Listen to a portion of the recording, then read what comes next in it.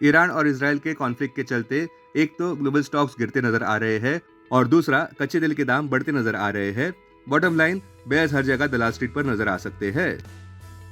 अपने दिन की शुरुआत समझदारी से करें। महत्वपूर्ण खबरें और दुनिया भर के स्टॉक मार्केट्स पर विश्लेषण के लिए इस वीडियो को अंत तक देखना न भूलें।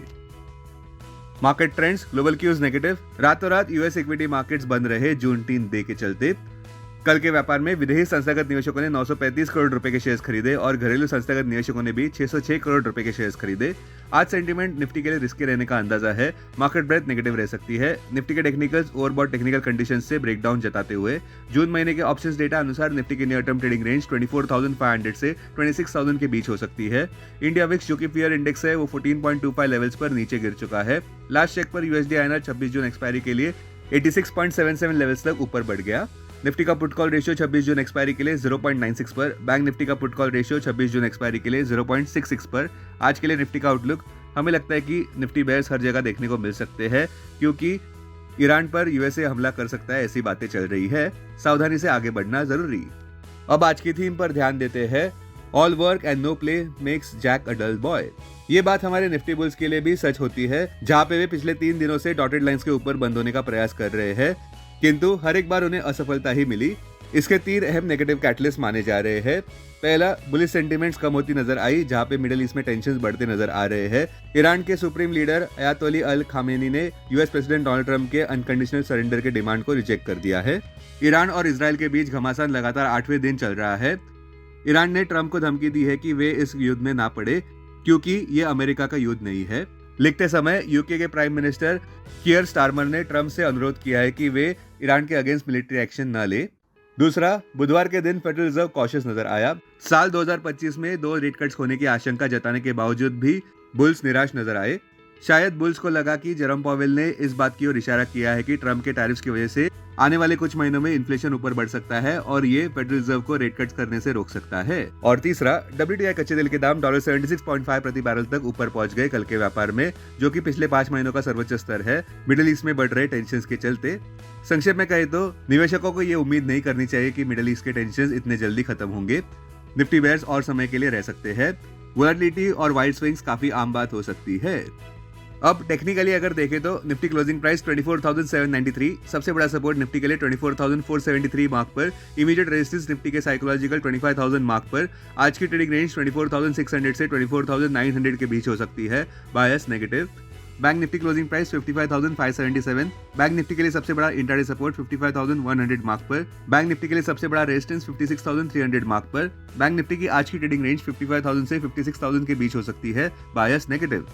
स्टॉक मार्केट खबरों में कल के व्यापार में निफ्टी रोता नजर आया और सबसे जरूरी बात यह कि लगातार तीसरे दिन नेगेटिव बंद हुआ।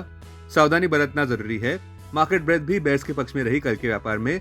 केवल एक अच्छी बात यह रही कि विदेशी संस्थागत निवेशक फिर खरीदार रहे।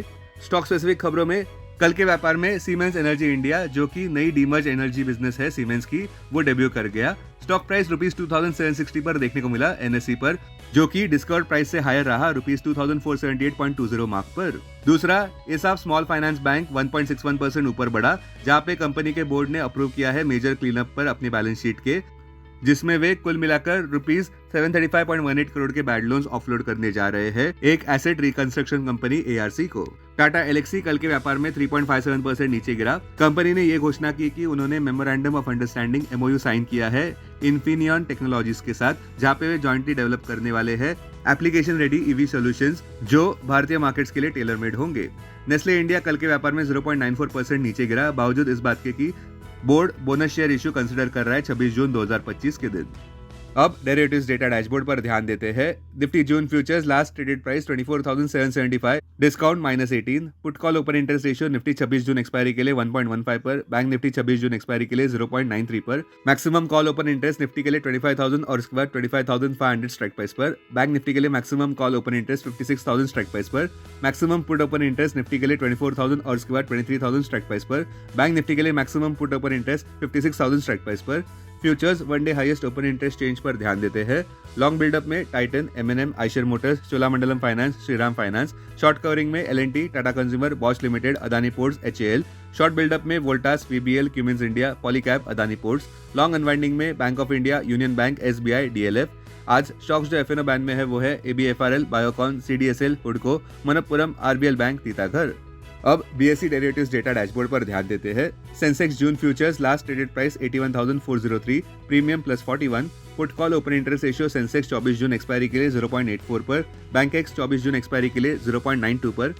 Maximum call open interest Sensex के लिए 84,000 स्ट्राइक प्राइस पर, बैंकेक्स के लिए 65,000 स्ट्राइक प्राइस पर। Maximum put open interest Sensex के लिए 76,000 स्ट्राइक प्राइस पर, बैंकेक्स के लिए 62,500 स्ट्राइक प्राइस पर। Sensex closing price 81,362। सबसे बड़ा इंट्राडे सपोर्ट सेंसेक्स के लिए 80,354 मार्क पर क्लोजिंग बेसिस अनुसार। इमीडिएट रेजिस्टेंस 81,900 मार्क पर। आज की ट्रेडिंग रेंज 80,600 से 81,600 के बीच हो सकती है। Bias negative. Investments in security markets are subject to market risk. Read all the related documents carefully before investing. This content is purely for information and educational purpose only and in no way to be considered as an advice or recommendation.